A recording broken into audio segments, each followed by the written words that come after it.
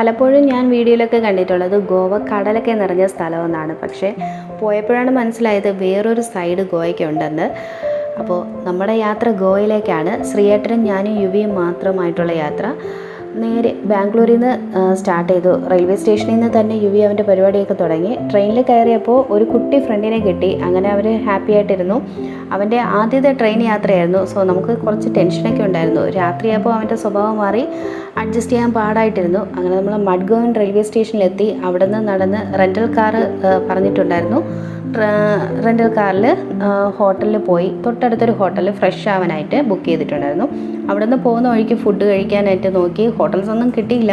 ഇതിൻ്റെ റിയാലിറ്റിയൊക്കെ വ്ളോഗിലുണ്ട്. എന്നിട്ട് നേരെ ഫൗണ്ടനാസിൽ പോയി. ഫൗണ്ടനാസിൻ്റെ റിയൽ വെർഷനൊക്കെ കാണണം നിങ്ങൾ. കുറച്ച് വിശദീകരിച്ച് കാണിക്കേണ്ടി വരും. നെക്സ്റ്റ് നമ്മൾ നേരെ പോയത് ദ ബസിലിക്ക ഓഫ് ബോം ജീസസിലാണ്. ആ പോകുന്ന വഴിയൊക്കെയാണ് ഈ കാണുന്നത്. ബസിലിക്ക ഓഫ് ബോം ജീസസ് മിക്കവർക്കും അറിയാവുന്ന ഒരു ചർച്ചാണ്.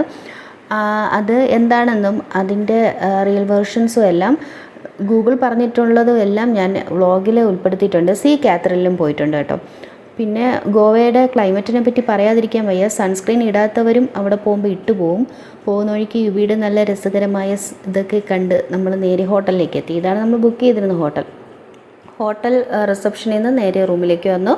നല്ല സ്പേഷ്യസ് ആയിട്ടുള്ള കിങ് സൈസ് റൂമായിരുന്നു. ഈ ഒരു റൂം നമുക്ക് ഫ്രീ ആയിട്ട് കിട്ടിയതാണെന്ന് പറഞ്ഞാൽ നിങ്ങൾ വിശ്വസിക്കില്ല.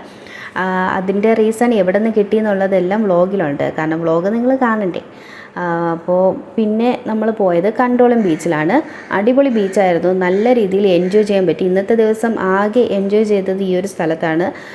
ബീച്ച് നന്നായിട്ട് എൻജോയ് ചെയ്തിട്ട് നമ്മൾ നൈറ്റ് ലൈഫ് പാർട്ടീസ് ഇതൊക്കെ കണ്ട് നേരെ ഹോട്ടലിലേക്ക് പോയി. ഹോട്ടലിൽ ഇത്തിരി നേരം ഉണ്ടായിരുന്നു എന്താണ് പൂളിൻ്റെ.